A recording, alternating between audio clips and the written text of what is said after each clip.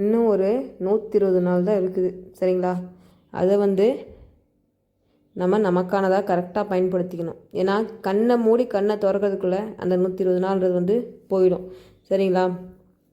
ஏன்னா நம்ம நினைப்போம் இன்னும் 120 நாள் இருக்குது அப்படின்னு சொல்லிட்டு, அது எப்படி போகுதுன்னே தெரியாது. சரிங்களா?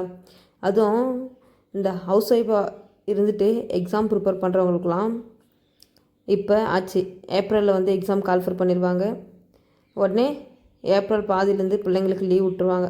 மே மாதம் பூரா அதிலே போயிடும். ஏப்ரல் மே அதிலே போயிடும்.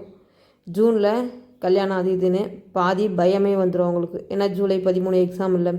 அதனால் நமக்கு கிடைக்கிற கொஞ்சம் டைமையும் நம்ம பயன்படுத்திக்கினா மட்டும்தான் கண்டிப்பாக நம்மளுடைய கோல் என்னவோ அதை ரீச் பண்ண முடியும். ஏன்னா நான் இதில் வந்து நிறையவே அனுபவிச்சிருக்கிறேன். இந்த மாதிரி தான் எப்பவுமே இன்னும் டைம் இருக்குது அப்படின்னு சொல்லிட்டு ஒவ்வொரு டைமும் பின்னாடி ரிவிஷன் பண்ணிக்கலாம். படிச்சிருவேன், ஆனால் லாஸ்ட்டில் ரிவிஷன் பண்ண மாட்டேன். சரிங்களா? அந்த மாதிரி தான் படிச்சுட்டு ரிவிஷன் பண்ணாமல் நம்ம படிச்சுட்டோம்ல அப்படின்னு சொல்லிட்டு இருக்கோம். கடைசியில் போனால் நம்மளுக்கு அதுவான்னு சொல்லிட்டு மண்டையை குழப்பி நம்மளை ஒரு இடத்துல வந்து அங்கே உட்கார வச்சிரும். அந்த மாதிரி நான் 2 டைம் பண்ணி தான் கடைசியில் தெரிஞ்ச கொஷின்லாம் தப்பாக போட்டு வந்து பக்கம் வந்து எனக்கு அந்த வாய்ப்பு கிடைக்காம போயிடுது. சரிங்களா? நான் என்ன தான் டைப்ரைட்டிங் இதெல்லாம் முடித்து வச்சுருந்தாலுமே அந்த பக்கன்றது நான் தெரியாத கொஷின்லாம் கூட கரெக்டாக போட்டுருவேன் கெஸ்ஸிங்கில். ஆனால் தெரிஞ்ச கொஷினு மெயினாக அதுவும் தமிழ்லே தப்பு பண்ணிட்டு வந்துடுவேன். எனக்கு தெரிஞ்சு இப்போ 2 முறை நான் எக்ஸாம் அட்டன் பண்ணதுலையுமே தமிழில் தான் வந்து தெரிஞ்ச கொஷினே தப்பு பண்ணிட்டு வந்துடுறேன். சரிங்களா? அந்த மாதிரி தப்பை நீங்கள் யாரும் பண்ணாதீங்க. அதே மாதிரி இன்னும் 120 நாள் இருக்குது அப்படின்னு சொல்லிட்டு ஒரு மெத்தனை போக்குலையும் இருக்காதீங்க. சரிங்களா? ஏன்னா அந்த 120 நாள் எப்படி போகுது அப்படின்றதே நமக்கு தெரியாது போயிடும். சரிங்களா?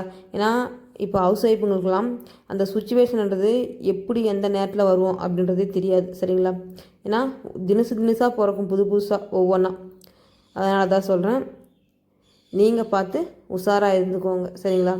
ஏன்னா நமக்கு கிடைக்கிற கொஞ்சம் டைமை நம்ம இப்போ கிடைக்கும்போது பயன்படுத்திக்கலாம். நம்ம அப்புறம்னு சொல்லிட்டு விட்டோம்னா கண்டிப்பாக அவங்களுக்கு எந்த நேரத்தில் எந்த பிரச்சனை வரும்னு சொல்லிட்டு தெரியாது. ஏன்னா இனிமேலாம் நிறைய பண்டிகை ஃபெஸ்டிவல் இதெல்லாம் வரும். மே மாதம் வந்தால் நிறைய பேரில் ஊர் திருவிழா இந்த மாதிரிலாம் வரும். அதனால் டைம் ஃபுல்லாக பசங்களுக்கெல்லாம் லீவு இதிலே போயிடும். ஜூன் பிறந்தா அவ்வளோதான் முடிஞ்சிச்சு. அதுக்கப்புறம் பயத்திலே பாதி நாட்கள் ஓடி போயிடும்.